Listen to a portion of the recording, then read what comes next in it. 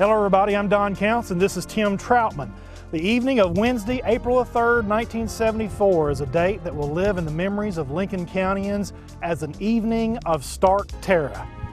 At least 2 large F4 to F5 tornadoes of the 148 tornadoes that occurred in 13 states moved across the southeast part of Lincoln County in an hour, producing extensive and complete terrible destruction in their path, with 6 people being killed and over 100 injured. This documentary will detail what happened that fateful evening in Lincoln County, including eyewitness accounts from several residents who were directly affected by the tornadoes. The objective of this project is to not only historically document how the super tornado outbreak affected Lincoln County residents, but to remember those who were lost, discuss how warning technology has changed since 1974, and what we have learned from this horrible weather disaster. So join us as we go back to the evening of April 3rd, 1974, and see how Lincoln County was changed forever by this evening of stark terror. In Alabama, they slashed through Guin, Jasper, Lafayette, heading north toward Huntsville. Here's the latest bulletin, Nell.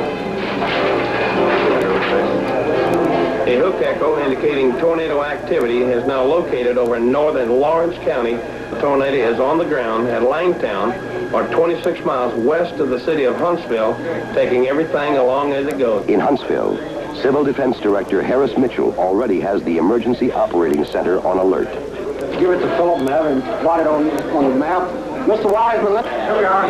Put the warning out again.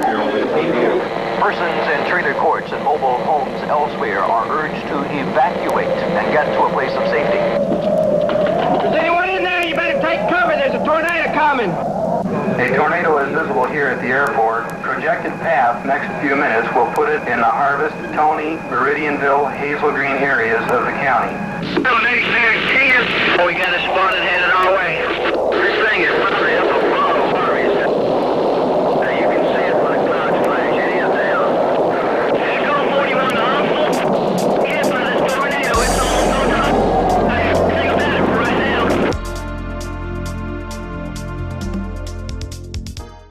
Well, all day. It was an unusual day. The wind blew. Extremely windy. It was warm. The skies were yellow color. But I remember right before dark, you remember how pink it got? It absolutely was the pinkest outside that I've ever seen in my life. I mean, it would just radiate into the windows. It was a hot, muggy day, and they was telling us there's going to be some bad storms come in that afternoon.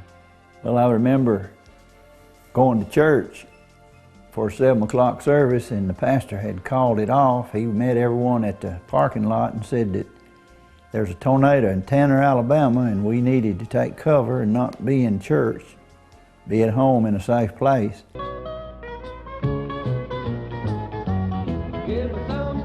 We understand from other reports here at 17 minutes past 7 o'clock this evening that a tornado has been spotted up in the northern part of the county too, in the Ardmore area and also toward East Limestone. Regardless where you are in Limestone County, Alabama and Morgan County, Alabama, you take a place of shelter. I don't care if you live inside the city limits, I don't care where you live, you take a place of shelter immediately. If it's in the hallway of your home, open the windows to the north or to the east and take a place of shelter, because these things are touching down in every direction under the cloud. Well, they're just hitting a little bit everywhere. So please take a place of shelter. We urge you to do that. It is a severe storm. Before it reached us, it already claimed 20 lives in other parts of the nation earlier this afternoon, and it is, of course, heading in our direction, and we're feeling the results of it. We are in Vantown, Tennessee on April the 3rd, 1974. Approximately around 7:30 at night, a tornado come through and destroyed the Vantown Church of Jesus. At the time we were getting ready to dismiss church, Mr. Charles Holt had stepped out before church was over, and he come back in and said that the skies were yellow color, and that it was really quiet, and they told us everyone to take cover. Things happened so fast. My dad, Milton Moorhead, and the pastor, Baxter Hope, were trying to raise the windows. Mr. Hope was sucked out the window, and it did take his life. And within seconds, it sounded like a freight train had come through and the church was destroyed. It was a very scary thought at that time. Miss Belle Holt, who passed away this last year at age 100, was my guardian angel. She did cover me during this, and after the tornado, as they pulled people out, I was put to the side of the church where the preacher had been sucked out the window. There were several other members injured the night. My sister was fortunate to get out and go for help up the road. My mom was hit with some 2x4s and was taken by ambulance to the hospital. My dad had a 2x4 to go through his back and was unaware until we were at the hospital to check on Mom. And there were several that had minor cuts and bruises, but other than the fatality, there were really no life-threatening injuries.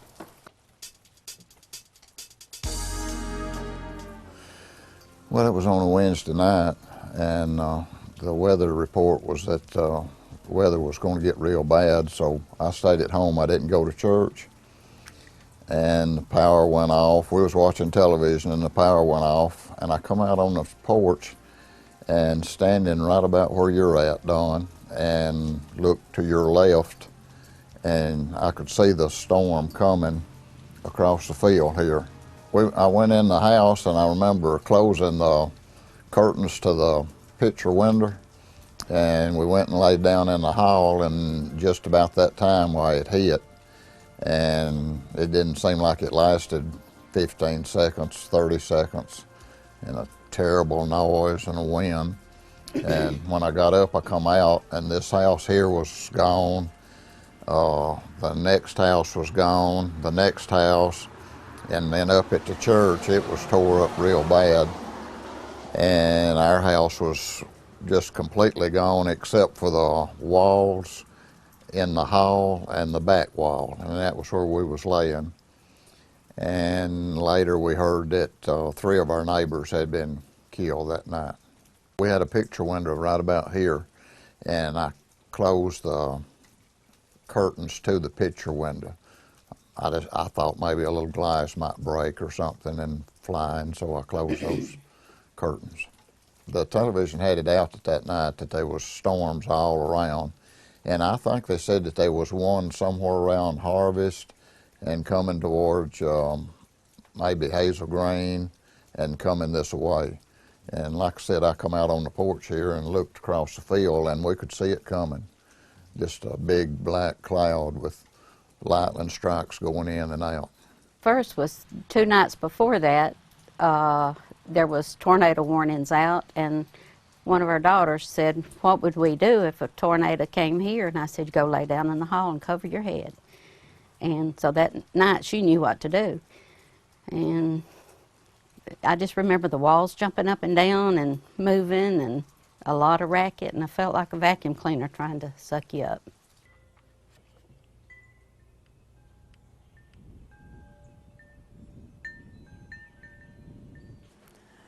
I was here at home working out in front of the barn on the fence when we first got the weather alerts, and Danny, my brother, come over, he and his family, because I've got a basement right under this area here, and he was a little bit concerned about the weather too. And when the clouds come up, we could see back in the west, and it looked like we didn't think it was a tornado because it was so big. It was just a big. It looked like a funnel, but I never heard of or never seen a tornado that big. And we could see it moving up across, and then there was little spin-off tornadoes that was coming off of it, and we had one that actually, one of the spin-offs that hit right here, and it took the roof off of my little barn out here and messed up some trees and stuff around in the yard. But we wound up going into the basement after this got pretty rough here, and we stayed in the basement for, I guess, about 15 or 20 minutes. And we come out, and of course the weather was still really bad, and there was still little spin-off tornadoes that was coming around, and we didn't venture out too far, but there was, I guess, about 30 minutes after the big one came through, we started getting out a little bit and went back to Danny's house.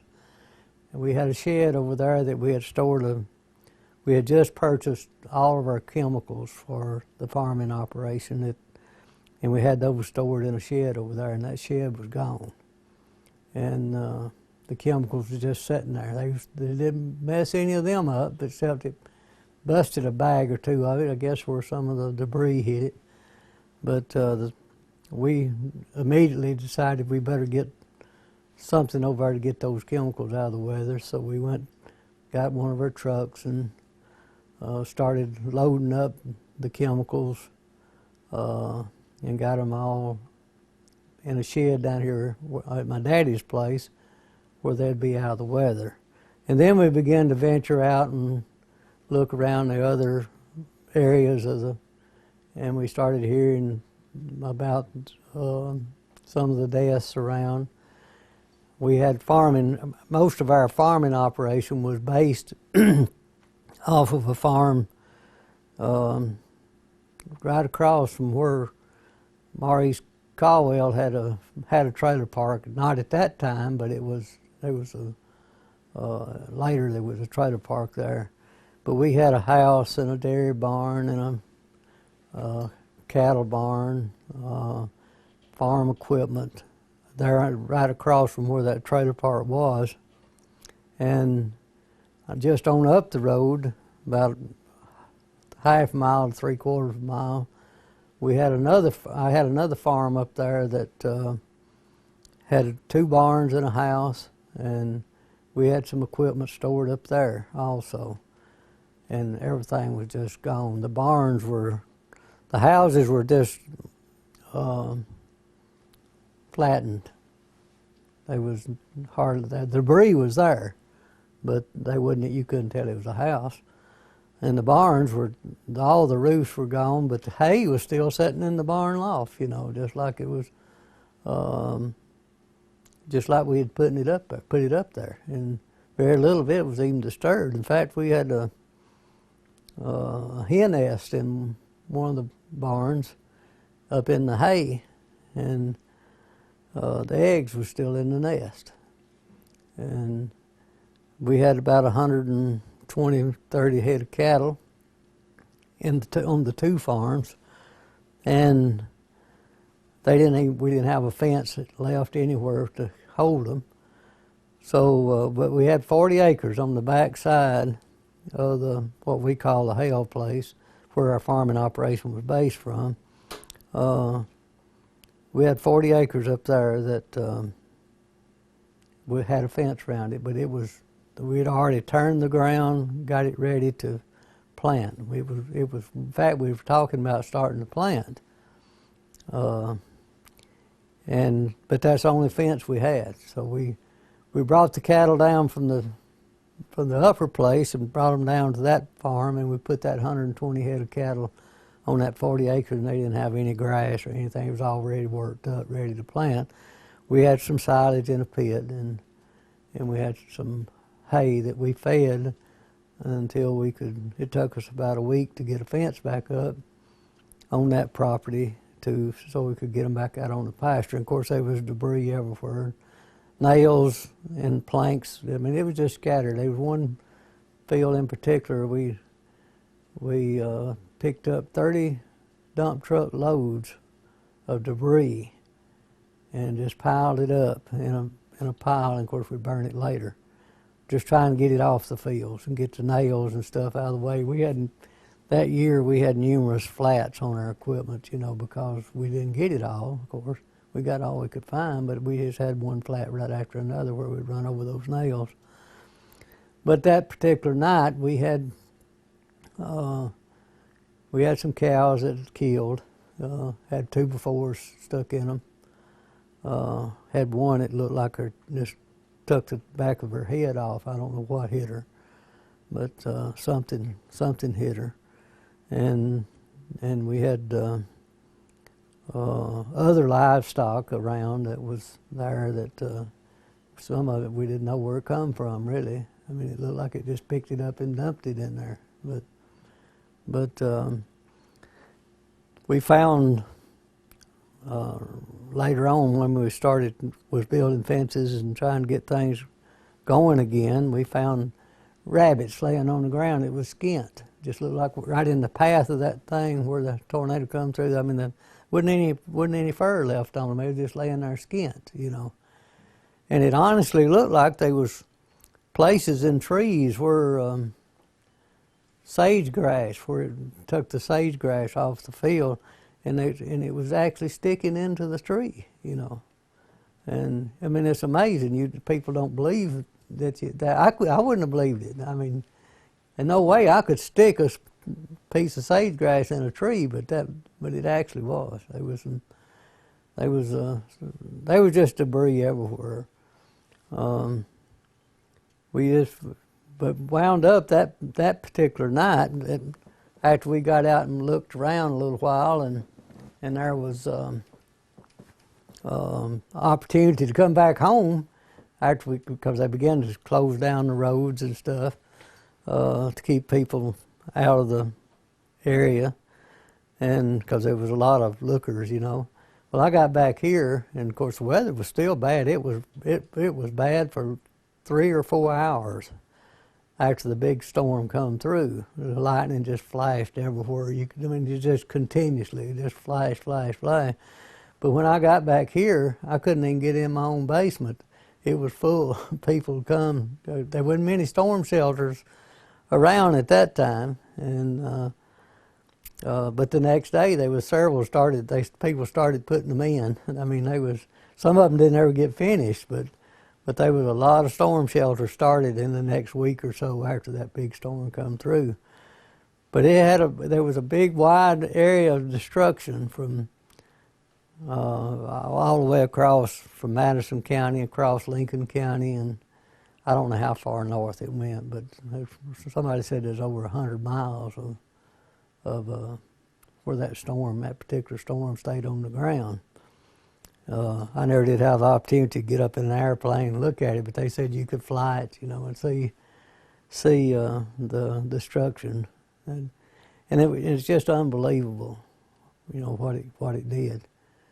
But it was a terrible time for this particular area, trying to get things cleaned up and get somewhat back to a normal life. You know, it was really a bad time. If it actually hit your house and tore it up, you know, you probably had 6 to 8 months before you could get started back rebuilding. And I know there was some dairy farms around that people come in and help do some makeshift buildings and use generators to power them with till they could get something back. And I believe that some cattle was even moved to other dairy farms where they could milk them, you know, for a while. But you're talking about 6 or 8. It took us a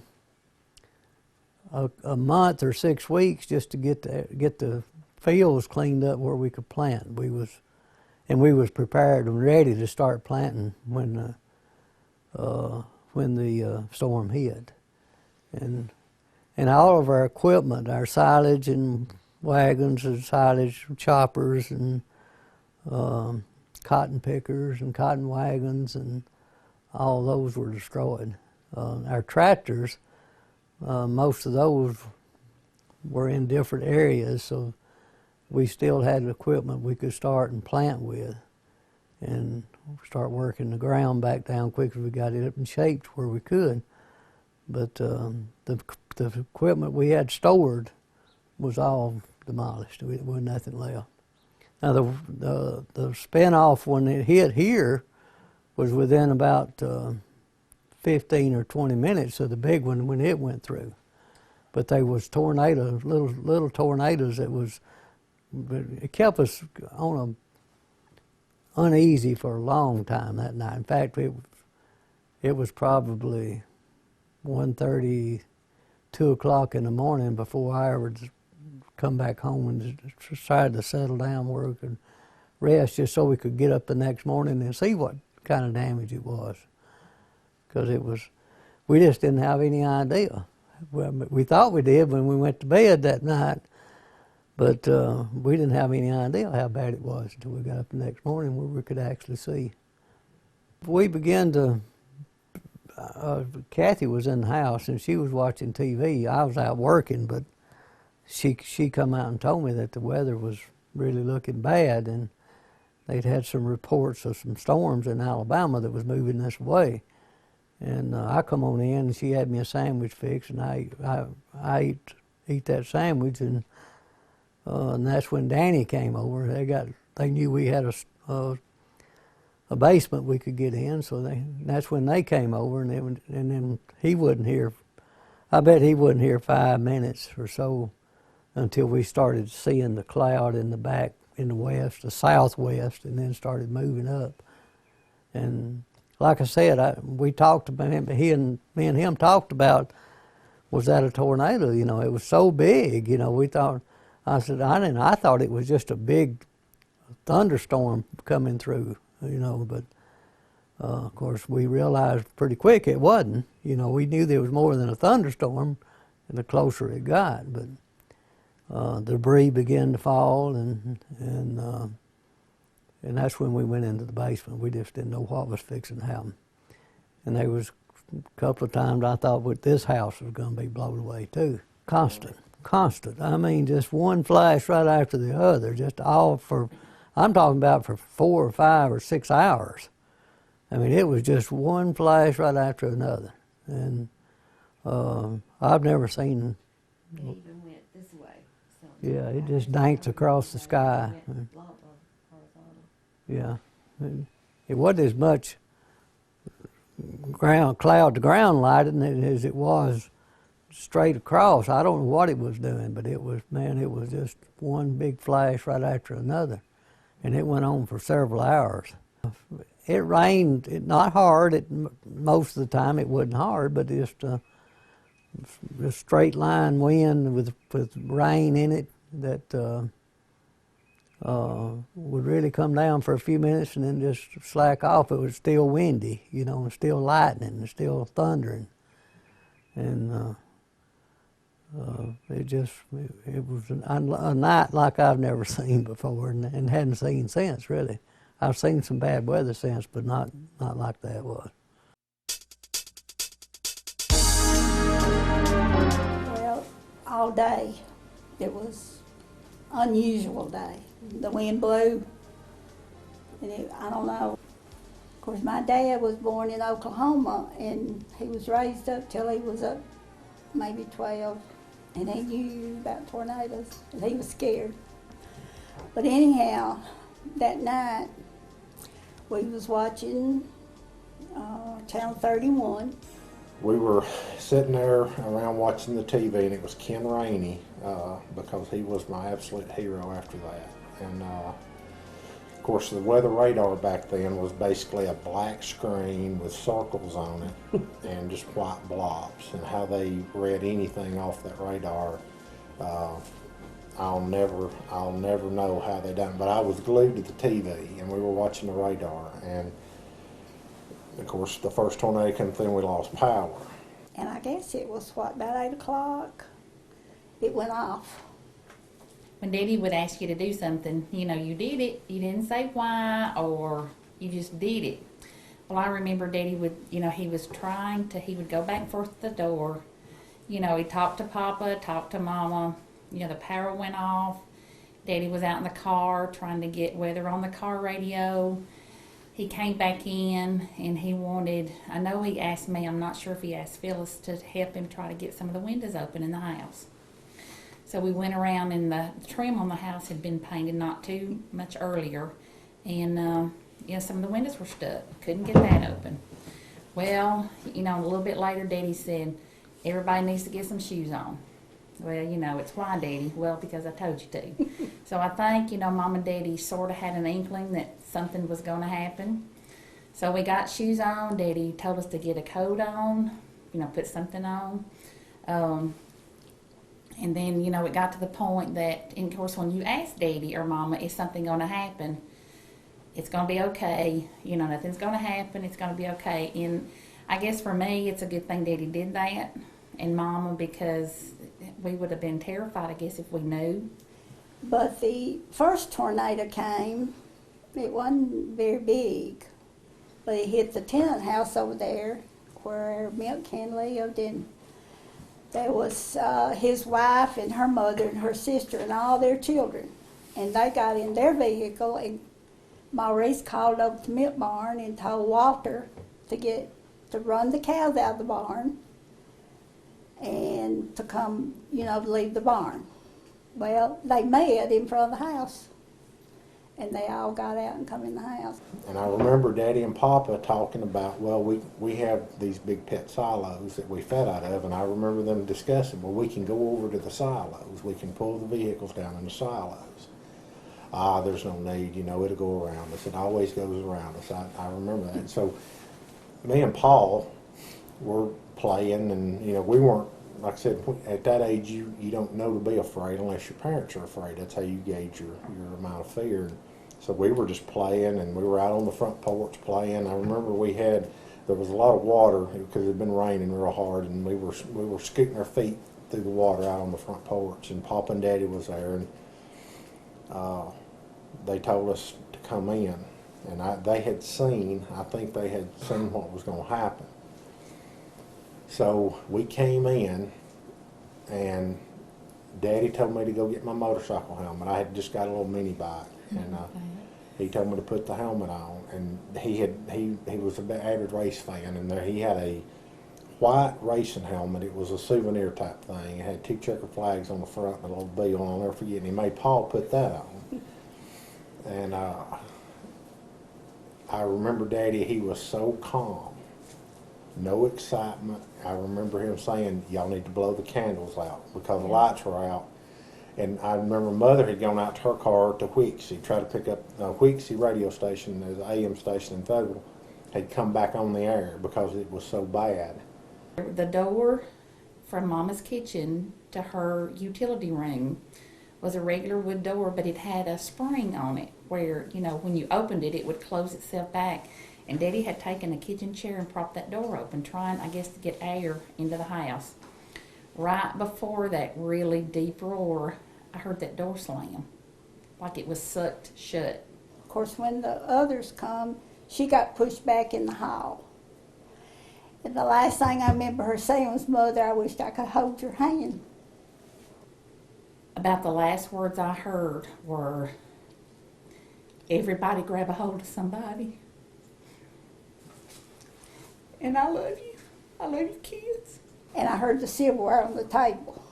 I mean, it was flying everywhere. And it seemed like it was over, just like that. And then all you could hear was just it sounds like thunder when it's rumbling, just really, really deep. Just so loud you really couldn't hardly bear it. Like Donna was talking about, just unbearable. And then all of a sudden it got quiet right before it hit. It's just like you just flip a switch. Nothing, total silence. And then I remember the corner of the roof, the sheetrock falling in the corner of the roof raising up on the house. And the silverware, I remember the silverware. And it sounded like the drawers were pulling out of the cabinets and the silverware was just hitting the floor. And then it was just a boom. And then just felt stuff hitting you. I guess it was the dirt, the rocks, just felt little stings all over you. And didn't really seem like it lasted a long time. But once it passed, you could feel it raining on you. I mean, there was nothing there. kind of disoriented. And when nobody moved, I mean, it just seemed like we sat there for 5 minutes. And Maurice said, somebody move. Well, we were just there when nobody moved. And finally he got to calling names, and everybody got the answer except Paul. He was the youngest. And somehow, some way, he got down under my mother. She was hovering over him.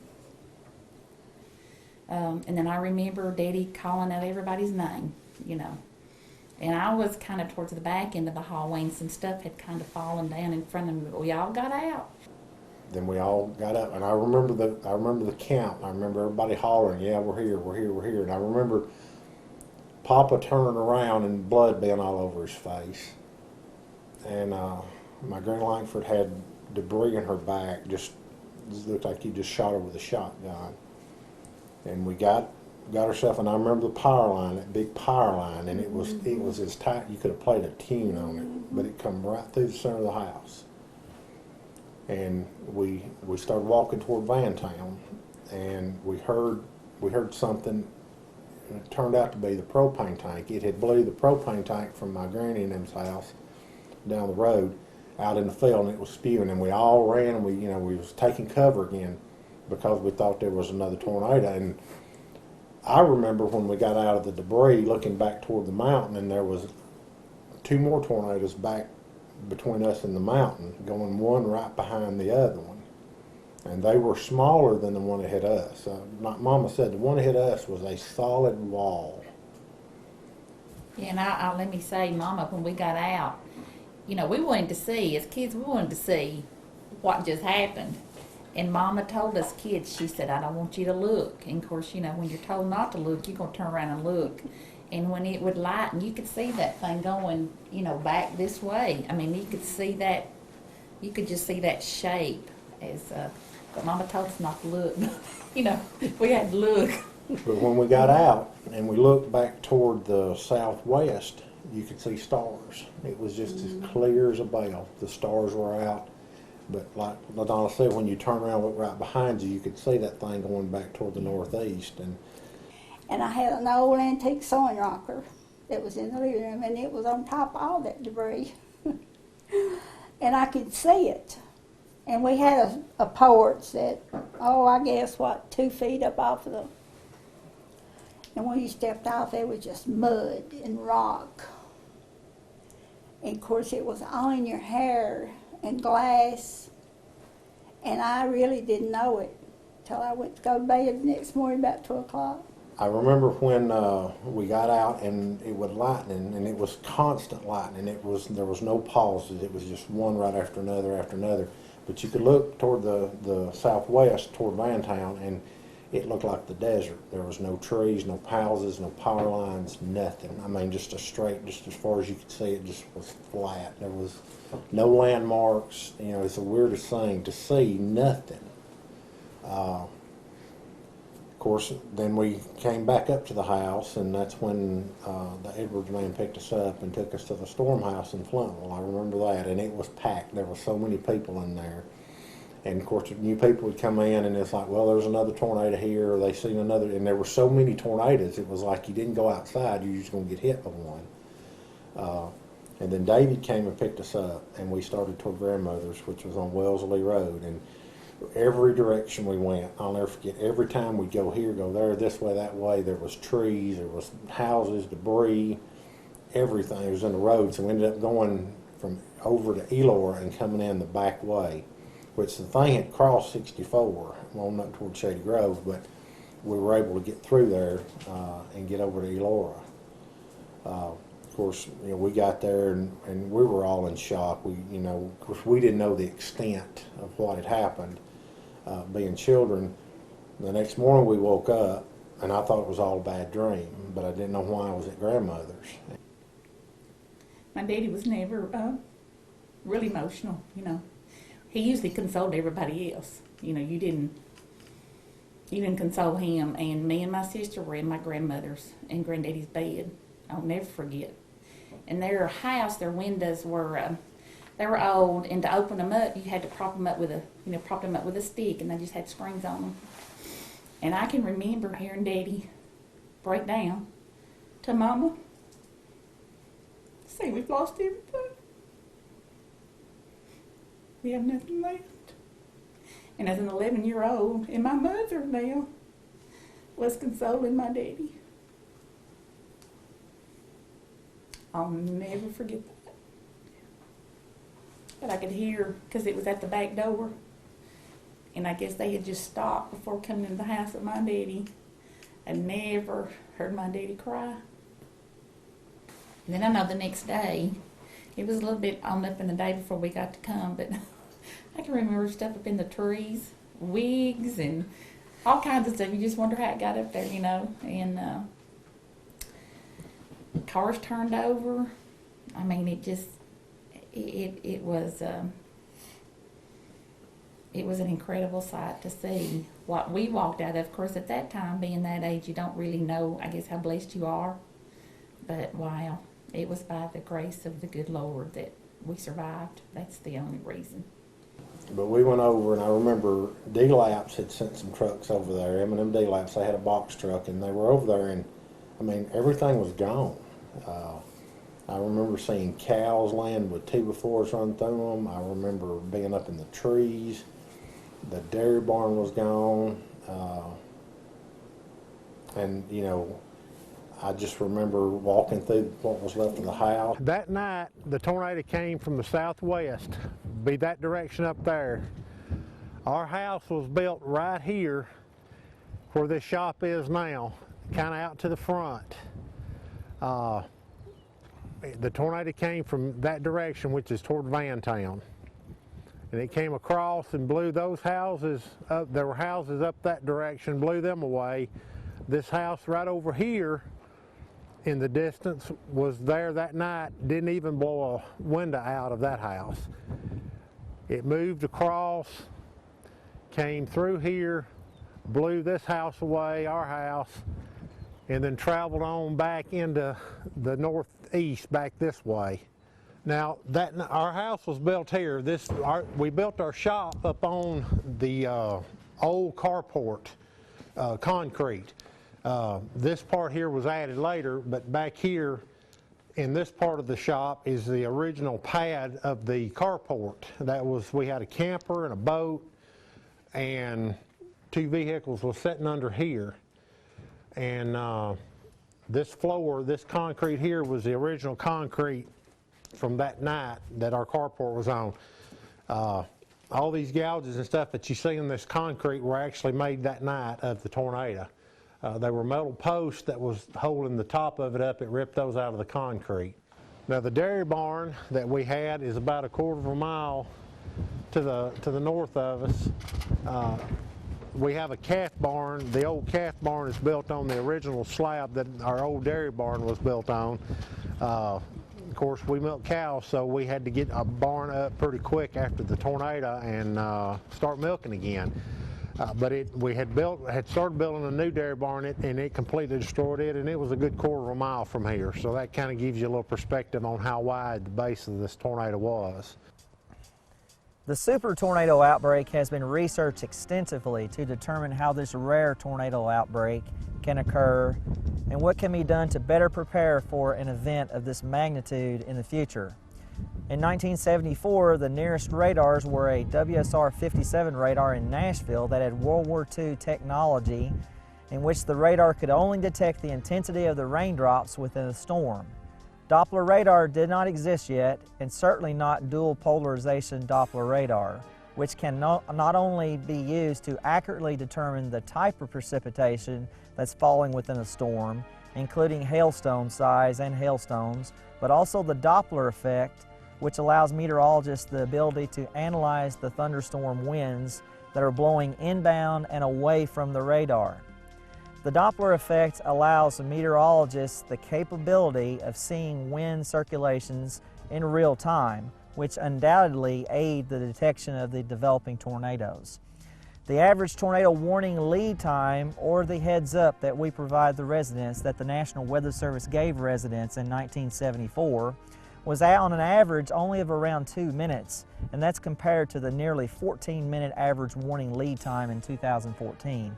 The Skywarn program was born from the April 3, 1974 tornado outbreak. The National Weather Service has further developed an aggressive outreach program since 1974, with thousands of Skywarn storm spotters being annually trained across the U.S. and including in Lincoln County. Skywarn storm spotters are the eyes and ears of the National Weather Service, and they provide real-time reports of severe weather directly to the National Weather Service to assist in the severe weather warning process. Weather satellites and observing equipment also are used by the National Weather Service to detect the development of severe weather, and that has improved dramatically since 1974. So I came up to my mom and dad's, and they had a basement in a rock veneer house, and we felt like that would be a safe place if something happened.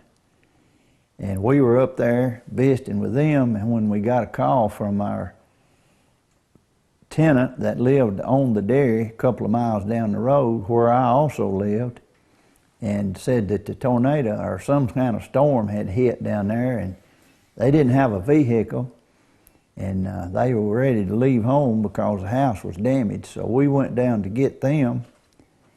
I did. I was the first one to leave my dad's, and I got there just in time for the second tornado, about 20 minutes after the first one. So sort of strange how it happened. When you pull into the yard down there, of course there was no power, so I shined my car lights toward the house, which was east. The second tornado was coming out of the west to my back, and I never saw it. I just heard a train-like sound and a lot of wind, and the man that lived there, Mr. Bob Simmons, came to the door and went back in the house, and I couldn't understand why. But he was looking west, and he saw the tornado. It was to my back.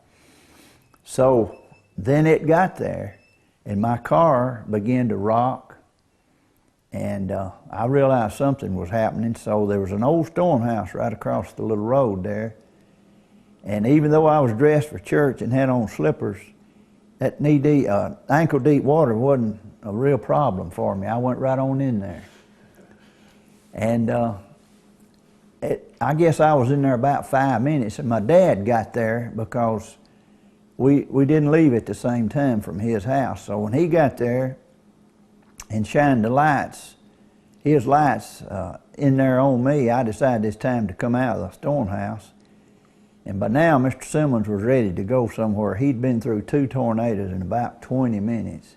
So he came on out and climbed through the brush out into the yard and got in the car and came on up to my dad's and broke the passenger window out of my car.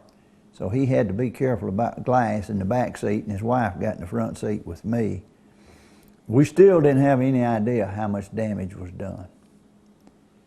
So when we got them safe and quieted down, we loaded up and went back down there, and of course it was calm. There's still a lot of lightning, but the tornadoes were gone, and we were able to really assess what had happened. Not as much as we did at daylight, but we could tell when it was lightning in the west. I looked that direction, and the silo was gone. And I told my dad, I said, I believe the silo's gone. He said, nah, never heard of one blowing away. In a minute, it lightning right big, and he looked, and he said, I believe you're right. It's gone. I think it's a 60-foot silo, and I think it was 6 or 8 feet left. The first one probably did more damage to the dairy itself than the second one did. It was a little north of there. There was a house, the last house before you get to the dairy. When I went by, going down there, I met the man that lived in that house, Bobby Simmons. And when I got to his house, the top was gone, and I thought, well, I guess I'd leave too. When I picked his dad up and came back, the house was gone. second one got the rest of it. So it was a little further north, I guess, the main part of it than the first one.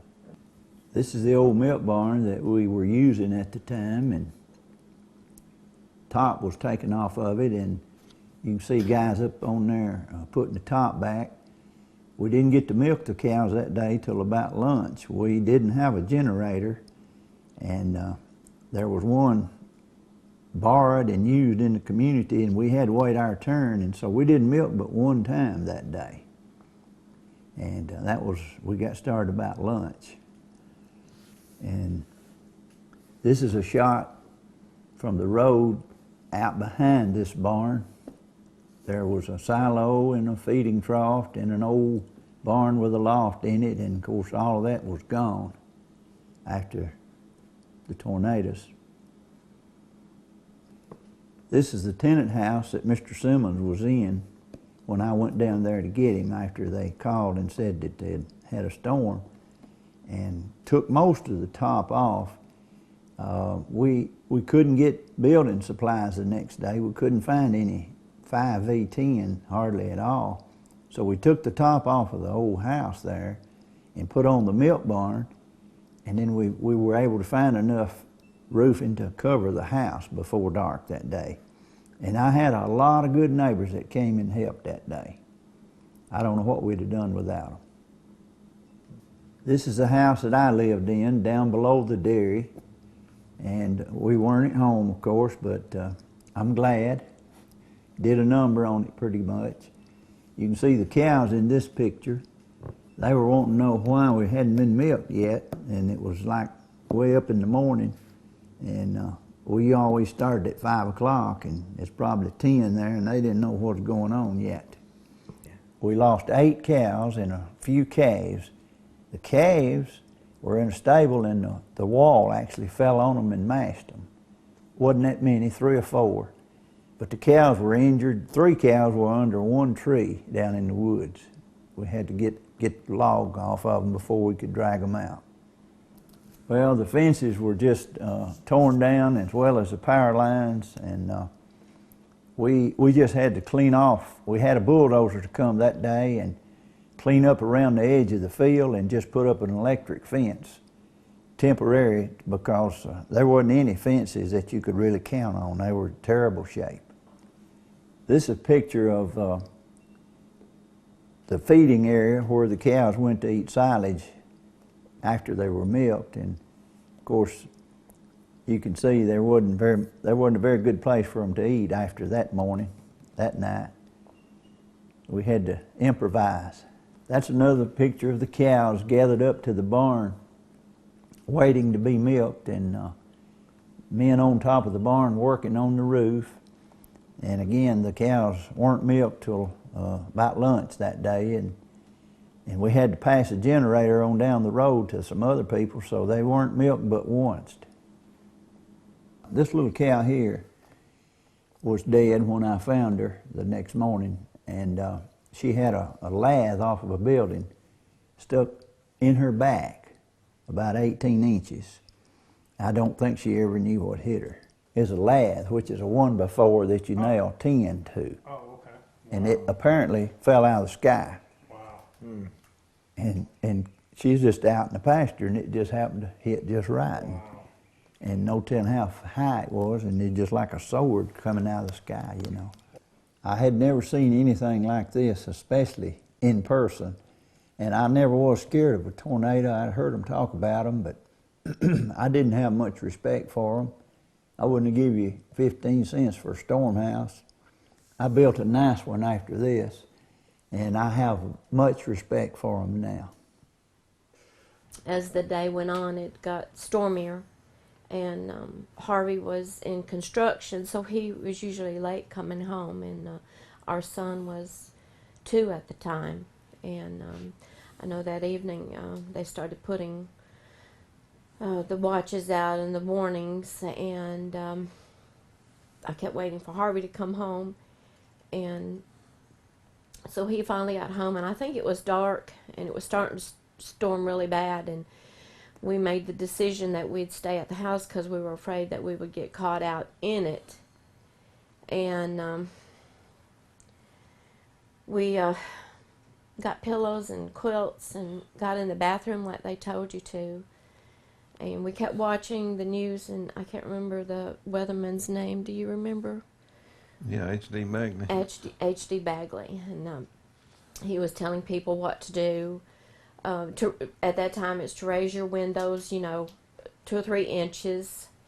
And Harvey done all that. We got Matthew, that was our son, in the bathroom, and we put pillows and quilts, and the power went off, and I think that was about the first time I guess the first tornado went over, because it went over the top of us, and like you could hear the wind, and we were in the bathroom at the time, but that was the one that kind of went up and down and up and down, and we stayed in the bathroom, and Harvey would get up and go and look outside and listen, and I just remember him coming back before the big one hit, and he just said, "This is it, it's coming," and I'm sorry. And I just remember him saying, "I can hear it coming," and it's what they say, the sound, it is like a train coming. And we got down and got Matthew under the pillows and quilts, and just remember the house started shaking, and I just remember asking God to put his hand over us, and it just an awful sound, and the timber started popping, and all of a sudden we just got hit with wind and debris, and he kept sliding away from me, and I was trying to hang on to him, and him to me, and I know it was just a few seconds and it was gone, but it just seemed like, a lifetime, and we were getting hit with everything, and we felt it give. The house went up and started turning. We had some big oak trees in the front yard, and the house got, or what was left of it, got caught in the roots of it, and then it was gone. And we tried to get out of the house, and Matthew didn't have any scratches on him until we were trying to get out with him. And we fell, or I fell, and then Harvey got him, and just remember well, there's so much stuff around, debris around, that it was hard to walk. You could, well, it was dark too, but you go a few steps and you run across something, and you down and up and down, and it's pretty rough.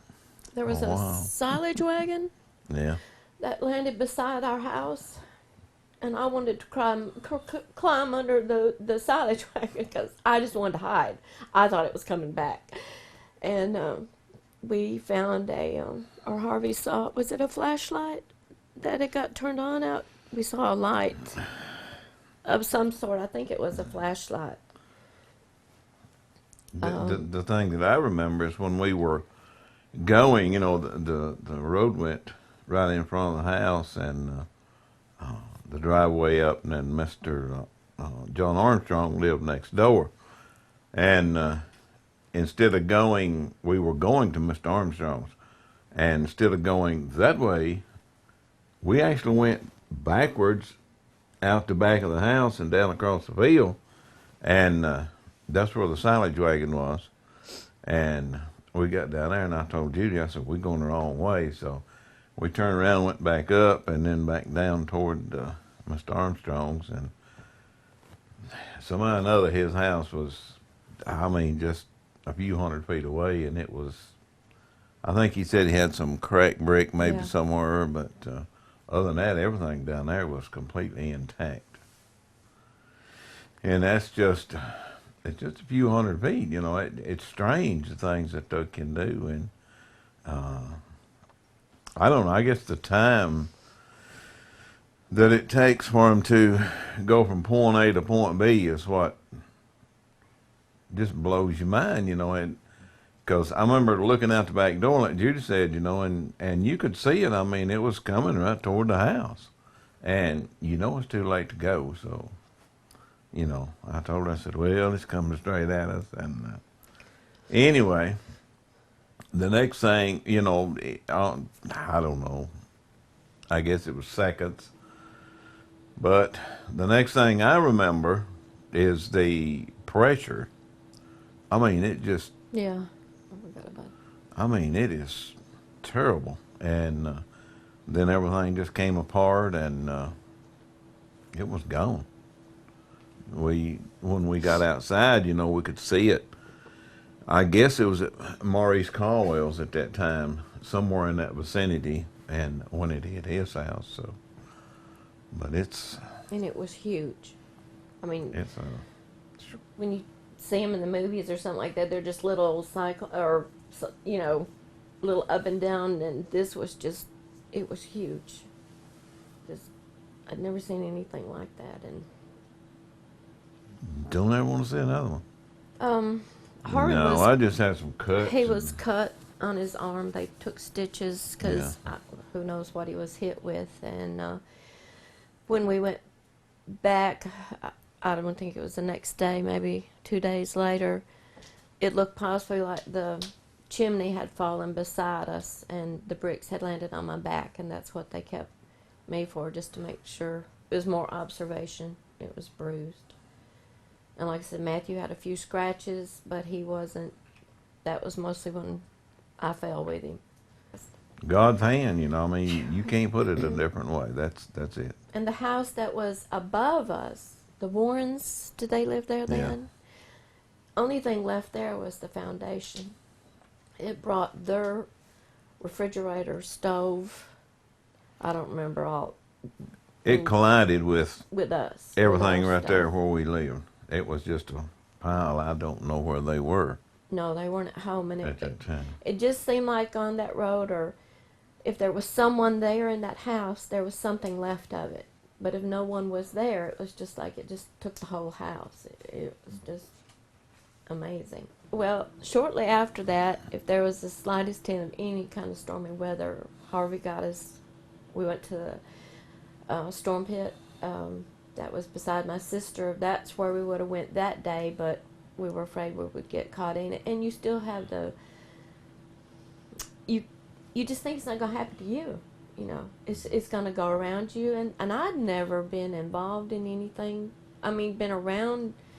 I was raised up north, so just was not a lot of tornadoes or anything like that, or that I remember. But afterwards... There wasn't that many here at that time, I don't think, either.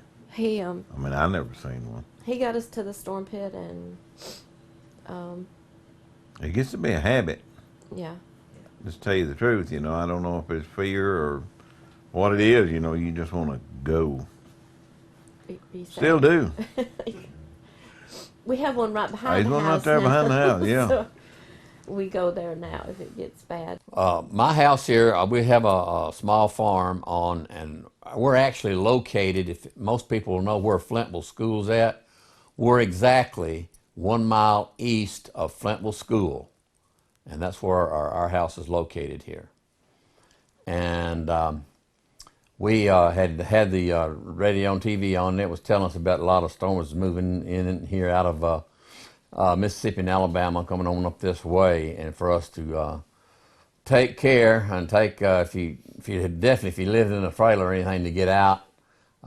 If you had storm cellars or whatever, to get in or get into your basement of your homes. When I got home, I had my wife and I and 2 small children, and we had 2 vehicles here at the house, and we I guess it was around between 5:30 and 6 o'clock, we went to my uncle's storm cellar, Dub Nugent, here in Fayetteville, and he's got his storm cellar is probably an 8 by 10, 8 by 12, something like that, and people started coming in, and we were like sardines in a can. There was about 25 of us or so in that storm cellar, and of course we were talking and carrying on, and it was hot and sweaty, and I had a little boy in my arms, and he was Kevin was the youngest, and he was not hardly a year old, and he was squirming and carrying, of course, it was hot and muggy. And anyway, a little while longer, about I guess 45 minutes or an hour longer, Mr. Hudson came down, Teddy Hudson, and told us that we need to go home, that he saw the tornado come through. Of course, it missed his farm, and we were east of him.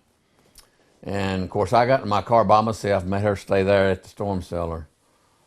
And I drove my car up here to about a quarter of a mile up the road, and I couldn't go any farther. The power lines was across the highway, or the blacktop out here.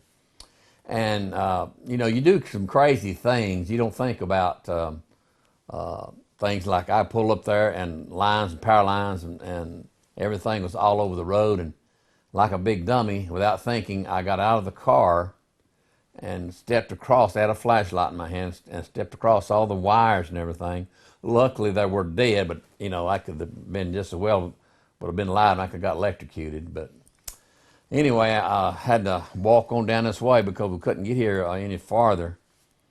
And I got about almost to the halfway down between here and the Hoffmans up here. Their house was completely gone. I mean, there was nothing there but a bare spot. And I got down below here, and I heard a hissing noise out in the I guess it was about I don't know, 100 feet or so from the road. I heard this hissing sound, and I shined my flashlight over there, and I could see a gas tank, and that hissing was this gas coming out of the gas tank. And I thought, well, that's my gas tank. My house and everything's gone. Didn't know it at the time, but it was my neighbor's tank up there that had been blown over my pasture. And I walked up to the house, and of course the lightning was just flashing, just constantly on and off, on and off. And I could see a silhouette of the house, and I could see, well, the house was still here. And I walked up out here in front, walked up the driveway, and walked up on the porch. And what I did, I didn't even open up the front door. This picture window right here was completely gone. It was sucked out. And I just stepped over inside out of the porch and walked through the house, and everything was intact pretty much. There was one or two things that was sitting in front of the house, in front of the window, that was gone. And in the hallway in here, we got a hideaway staircase, and it was blown down. And all of our Christmas articles upstairs, all the bulbs and everything was, you can imagine, they were blown down in the house. And I was walking all over glass everywhere, and didn't know it at the time. I found out later that it sucked out of the end of our house. It sucked out the house itself on the gable end was gone, and it actually sucked all the insulation out of the house. It was just like no insulation was in it. You mean there was none left. It was sucked it all out. The back side of the house. Of course, the storm come out of the southwest, come through Vantown over there and up this way. And the back side of my house, right down, there was no shingles on it, even right down to the deck. It was just decking. It took all the shingles, the tar paper, and everything off the house. And, of course, a lot of things are going through your mind. And after the next day, we got out there and looked. And behind my house, I had two huge trees that I had previously topped that fall. So they were like two big stumps, if you would. And what happened is the tornado came through and completely tore my barn all to pieces, just sucked it up, and it was gone. I had a barn with a loft in it, and it was gone. I had a garage beside the house out here. It was gone. And what I think happened is the tornado come through and it hit those two big trees. They were like stumps. They were just, had been topped. And they had bounced off those trees, come down and took that side of the house, took the shingles off. Didn't even touch the shingles on this side of the house, and it let back down. And out there where my tree out there is, that maple tree, there I had a big oak tree, and it laid it across the road and took my other car and pushed it out there in the ditch with it. It smashed the whole side out of it. that's kind of it in a nutshell. Of course, this was in April. My house, there was so much mud that came from the southwest. The mud covered the house. It looked like it was made out of dirty stucco. It was, you couldn't even tell what color, what the house was made out of. And the neighbors in behind us back here, Mr. and Ms. Turner, they had 4 children, stair steps, and they live on a dead-end road behind us back here. This is where I live out here. Backside of my place is where you always heard where the light used to be at the tracks, and that's where they lived out back there, Mr. and Ms. Turner. And he told me later, he told me his story of what happened about there was one big tornado come through, and they were at home, of course we were at Fayetteville. The tornado came through, took the top off. He had a new brick home back there, took the top completely off of it. And then he got his kids and his wife and kids in the car and wanted to leave out. Well, they couldn't because the power lines had crossed their dead-end road. And by that time, he looked up back toward the southwest, and among the flashes of light, there were 2 sister tornadoes. I call them sister tornadoes, that's what I call them. They was one right beside the other one. And they were just hopping here and there, here and there. Well, he said the only thing he knew to do was go back in the house, which didn't have a top on it. They got back in the house, he and his wife and 4 little kids, and took a baby bed mattress and put over them. And when those 2 tornadoes come through, the only thing was left, literally that was left, was their bathroom wall. They're in the bathtub. He and his wife and 4 kids, and all they got was a few scratches. It took his, he had a big old tree beside his house. Took his pickup truck, took his pickup truck and the fork of the tree, set his truck right in that tree.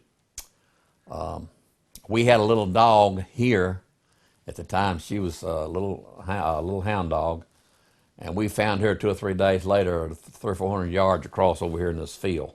There was no houses over there then. And of course, obviously she was dead, and a lot of strange things happened. We had a lot of neighbors and people that came over a few days after, helping us, trying to clean up the aftermath, you know. And you go out there and you see a 2x4 or 2x6 sticking up out of the ground. You think you would reach down and go to pick it up, and you couldn't. It was driven in the ground, some of them as much as 3 or 4 or 5 feet deep. We had to take a tractor and actually pull them out of the ground. And big old lumps of fescue stuff. They actually pull the grass out of the ground and set it back down. Now, there's one story I've told, and a lot of people don't believe this, but my neighbor up here, his house was completely gone. And the next day, I was up there, and we was kind of looking around, and of course his house was gone, and his well house was gone as well. He had a hand-dug well. It's probably a 4-foot square hand-dug well, and we heard something running like water, and we couldn't figure out what it was. We walked over where this well was at, and I had my flashlight, and I shined it down in the well. The well was probably 30, 40 feet deep. It wasn't all that deep. And we could see the water. What was making the noise was the water running out of the side of the walls in the well, going down in the bottom, was splashing. And actually what had happened is when that tornado come through, it sucked all the water out of the well. There was nothing, no water left hardly in it at all. That's hard to believe that kind of force was. My neighbor right up here above me here, a little house up here, it took the top off of that house. The only thing I think that saved my house really was those 2 big trees in behind my house. It hit them, kind of ricocheted up enough to where it just set back down over the house here. And a lot of things that, I'll tell you this one little story, and I'll be quiet. She wants to tell something. My neighbor over here that lost his house, he had some paneling come out of his house. It blew it all the way over here, and on my black side of my house, there's up there in the, I had weather stripping on the house, and the gable end of the house, and it took his piece of paneling, running in behind that weather stripping, sheared the nails off behind it, and it looked like you just put that piece of paneling over and nailed the weather stripping over it. I just couldn't believe something like that could happen. It was just hard to believe. It just looked like a ghost town here. You know, it was so scary when morning came. You know, we couldn't sleep here because everything was glass on it. You know, when that was sucked out the window, then it just blew dirt and everything in it. You know, and then we went back through the house and there was like big old planks stabbed in the doors. You know, in the hallway and in the bedrooms. You know, and the windows was out at the back and. But it just looked scary, you know. Time we come in, I was scared to come in because I didn't know what I was facing. But I knew a lot of things was missing that had, you know, blew out the windows, you know. But just knowing that, you know, we weren't here, that was the main thing. I didn't care, just long as we were safe, you know, and our 2 kids. So it was just scary, you know, really scary. Well, I can say this, used to, even today, you could probably come up here and beat on my door at night and I may or may not hear you. But you can let it thunder way back in the west, really faint. And as an alarm clock goes off in my head, I'm ready to get up. And you don't get over that. You know, he used to be not scared of storms. He'd say, oh, it's okay, don't worry about it, you know. And I said, well, one of these days we're going to get it because we're in a path. We've always been in this pathway. So I've been threatened every 3 years. 3 years go by, and I said, we need a storm shelter. And he said, we'll get one. So we got one last year. And I said, look what we went through, and we didn't have a shelter to go to. And I said, well, what are we going to do? You know, I always say, what are we going to do if a storm comes and it says it's hitting at Fayetteville? He says, we're going to get in that little closet in there and we're going to just huddle down. Or we might get behind that recliner. And I said, we both won't fit in behind there. So But we do have a nice storm shelter now. It's nice to have it. Hope we never have to use it. And this is our house right here. We're exactly 1 mile east of Fayetteville School. And the tornado come from this direction right back in here, which is the southwest. And it came through this way. This, if you show it around this way right here, you'll see the maple tree. This maple tree I planted in 1974 after the tornado. There was a big, huge oak tree that was there, a water oak tree that was about 4 or 5 foot in diameter. It laid it across the road. So if we can go around this way, and I'll show you which way the tornado come from in that way, and I'll show you where our storm shelter's at. Okay, this is the upper side of the house. Our land's kind of low. We had to fix a place here that we could put a storm shelter, and we got this one right here. It's made in Lewisburg, Tennessee. It's made in 2 halves, and the whole thing weighs a little over 19,000 pounds. It has a big, huge door on it, and we open it up, and it's designed very good. You have water that will not get in it. The air, it flows through and it does not condensate or anything. It's approved by the EPA. It's a 10-gauge door. Still, I feel pretty safe in it. But anyway, this is the tornado came back from this direction over here. As you can see about where the pond's at. Came through this direction right here and straight on through. If you looked at a map of this area, you could put a straight line down. You could see how straight the tornado went. Actually, just as straight as it could be. And a lot of tornadoes, they'll pop around here and there. But this in here is just like a snake. It would just go over the hills, through the valleys, and it did not miss anything. It took everything in its path that it hit.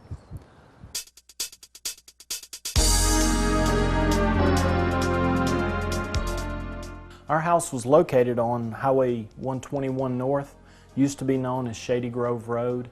At that time, it was one of, if not the last house in Lincoln County. Franklin County line was just past where we lived. And our church that we attended, where we were at that evening, was just about a half a mile from the house. That night, I was a youngster. I was about around 8 years old, but it's probably one of the most memorable and likely one of the most traumatic events, definitely from my childhood and maybe for all of my life. It was a Wednesday night. We typically went to church at a little country church about maybe a half a mile down the road from where we lived. And I can remember my mom and dad sitting around the table. They had just watched the news, and there was some forecast of some really bad weather that was going to be coming through. And I can remember them debating on whether or not we wanted to get out and go down the road to the church, or if we wanted to just stay at home and weather out the storm that was coming. And finally, after much debate and discussion, they decided that we would go to church. So we loaded up in the car and went down to the church. And we'd probably been there maybe 20 minutes, something like that. And we started to hear some strange noises, the wind whistling and howling through the windows, and the ground started to shake. Everyone wants to talk about the freight train sound, and it was a rumbling, deep rumbling and shaking sound. Everything started to shake.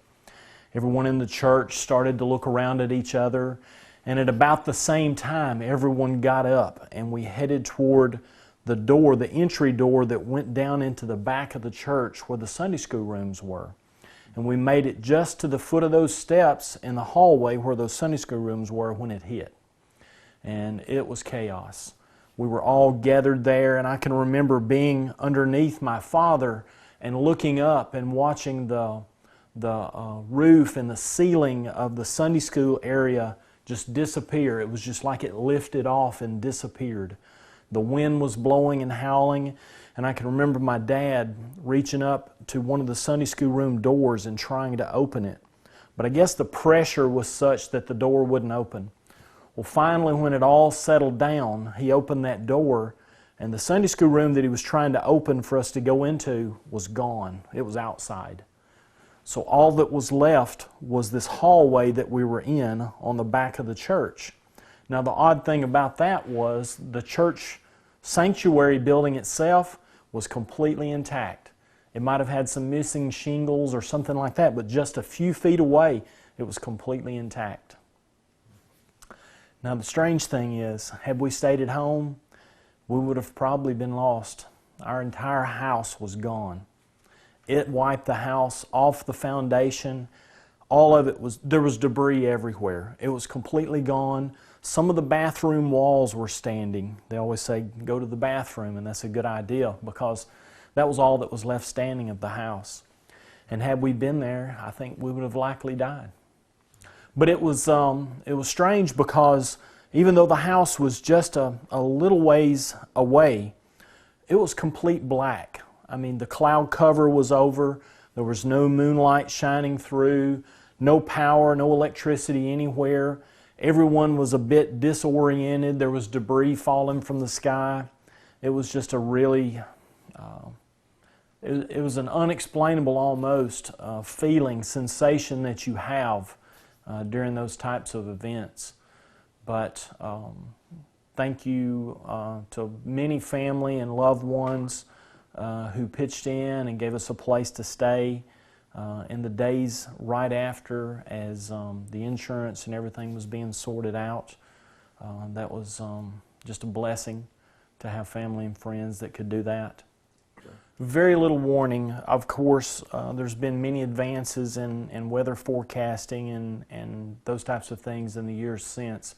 But at that time, we received the evening newscast, and the weather radar that was available at that time told about bad weather that was coming, but no other warnings, no tornado sirens or anything of that nature back then. We were very fortunate. No one that was at church that night, I don't even think there was a scratch on anyone. No one was hurt.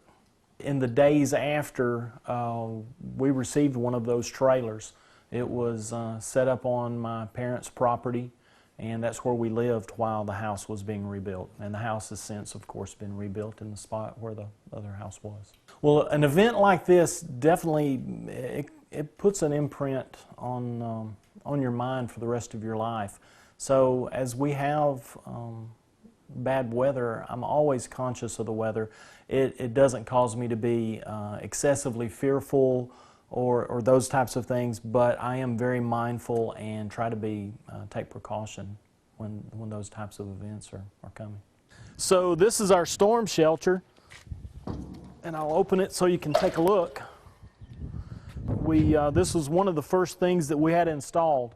It's an all steel encased shelter that we've covered in concrete, and I have telephone and television and electricity in it, and so this is where we go if the weather gets bad. So this is our storm shelter that we've installed for our family to gather in when the weather's bad. And we've installed some comforts, if you will. Of course, if the power's out, it wouldn't do you much good, but we have installed electricity and lights and telephone and television, TV cable. So this is where we go. The April 3rd, 1974 super tornado outbreak tragically affected hundreds of Lincoln County residents. The power and danger of tornadoes have struck stark terror in the hearts of Lincoln Countyans, and those who were lost and injured by the force of nature will not be forgotten. We are learning more about tornadoes with improved technology and will continue to work to lessen the loss of life and property by increased warning lead times and severe weather preparedness. It is also hoped that this documentary will educate residents more about the dangers of severe weather and what we should do to be better prepared for the future. In the Tennessee Valley, it's not if this type of disaster will strike again, it's when. Tim Troutman with the National Weather Service. We'd like to take this opportunity to thank the Elk Valley Times for giving us all the pictures, or many of the pictures, all the residents who's been a big help. We appreciate all the things you've done. One thing that we found out in this documentary is whether your business has come a long way in the last 40 years. And we appreciate all you do. We appreciate the Elk Valley Times, Fayetteville Public Utilities, all coming together to make this documentary happen. And once again, thanks for everything. And also, we want to thank all the people that we talked to today.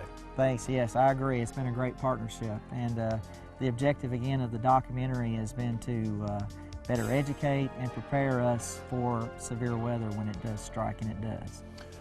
From the southeastern corner of Lincoln County and Vantown is where we started this morning, all the way from the state line, all the way through Shady Grove area. We want to thank you for watching this documentary here on Fayetteville Public Utilities Channel 6. Again, Tim Troutman, Don Counts, again, we thank you very much for watching.